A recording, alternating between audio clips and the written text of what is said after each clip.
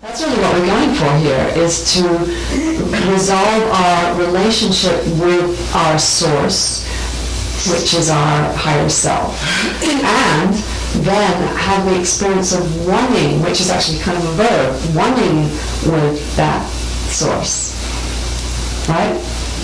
But the thing is that we are unfaithful.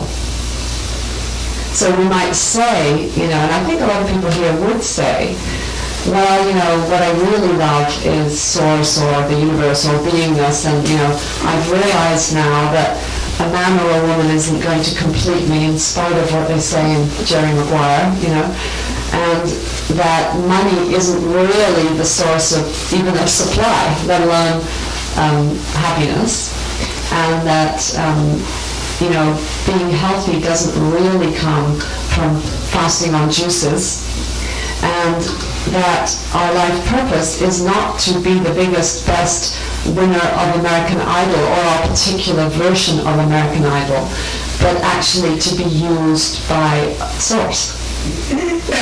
Right? So we would all probably agree with those four statements. Those are about the four biggies: love, which I'm going to talk about all week. The four biggies: love, wealth, health, and life purpose. But the problem is that although we might say that, a lot of the time, what does our attention do? It goes away from Source and almost desperately, addictively pursues these other things, thinking, because our belief system is kind of influenced by the matrix of separated fear of human consciousness, thinking that that's what's going to get us supported, that's what's going to get us supplied, loved up, healed, and fulfilled. Right? Even though we might say we know better, our actual action is that of a faithless lover whose, attention continually goes towards other beings. And I have to say that I would never be with a man who looked at other women. I mean, I was once with one, but I didn't know until it suddenly found out, it was too late. But if I was aware that my man was checking out other women, I mean, it's just not the man for me, personally. I know that some women, come to me and work with me and they're dealing with that issue in their relationship, but you don't do that with me. And I'm just kind of imagining myself now as God, so to speak, that really, if you really think you're going to merge with me and get my goodies, there's no way that your attention is going to be all over the place. I want your attention on me, because I'm the goddess. And if I feel like that, then I'm quite sure that the true God, goddess, not exactly feels like that, but that this is a reflection of that this feeling in me is a reflection of that. Because God, goddess knows it's all there is. And so that, and I'm not, if you're all starting to think about whether you look at other people when you're in a relationship, it's not really about that. I'm using that as a metaphor, because we all do whatever we do. But in terms of spirituality, you really have to become faithful to Source. But what does that mean? See, that can be used as the most incredible religious guilt trip, and has been. Thy God is a jealous God. Well, yeah, sort of there's some truth to that, but not in the sense that if you don't go to synagogue every, Saturday or whatever, then you are not obeying the law, and so a great mighty plague shall come upon thee. It's not like that. So it means that you're starting to turn your attention towards Source. And what we really need is something that actually attracts us to Source. I mean, if I'm, to go back to my rather odd metaphor that I'm afraid I'm going to get into really hot water with this one, but if I'm saying, okay, I don't want my lover to look at anyone else, then I've got to keep myself kind of beautiful.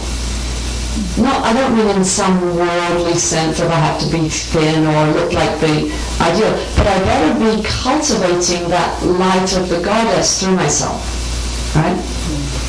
Because otherwise, of course you're going to be attracted to others, because I'm not actually cultivating my own sense of beauty. So why should you give me my sense of beauty if I don't give it to myself? Right?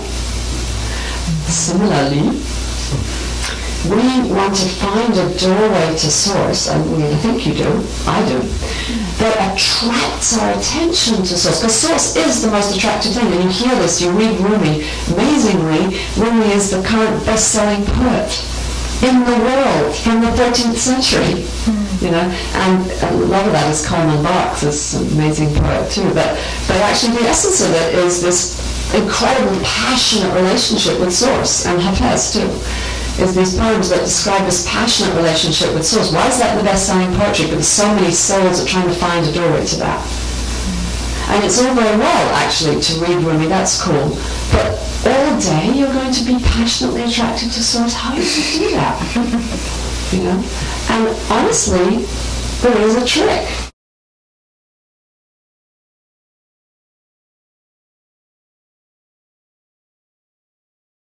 Is the inner sound of the breath. And we were actually taught to follow the inner sound of the breath all the time, no matter what else.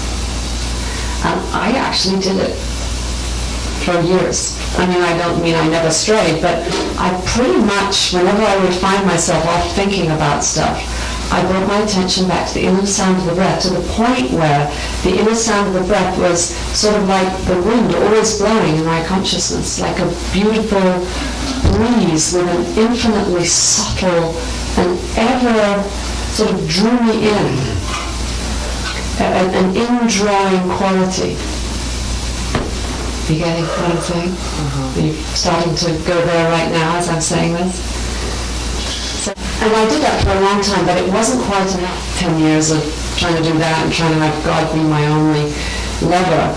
And, my eyes started, there's something was not fully, what I realized in the course of decades of exploring this is that the missing ingredient was wet. My body was totally rigid. We'd sit and meditate with straight back for 2 hours a day for 12 years. You would think if I clocked up that much, I'd be on the other side, right? But where I actually was had a really bad back, had chronic fatigue, fibromyalgia. Because all that build-up of spiritual energy kind of took me up my spine and out the top, but didn't include my body. Quite honestly, if it doesn't include your body, sooner or later, you will be unfaithful to it. Like a marriage where there's no sex, eventually someone's very likely to be unfaithful. This is actually working as a metaphor. Thank you, God. So then, in the course of my explorations, I discovered this whole phenomenon of that the body is actually made of water, and it's fluid, and that there's a way that if you get it started, if you start moving the wave, if you lead the wave, that after a while you find yourself following a wave that you're not doing. That God, or the field, the oceanic field of energy in which our bodies live, and literally live, because our bodies are fields of energy. And they are animated by the ocean of energy, just like a sea creature can't live without the sea. We can't live without the sea of, first of all, air with oxygen in it, but also the sea of chi in which we live.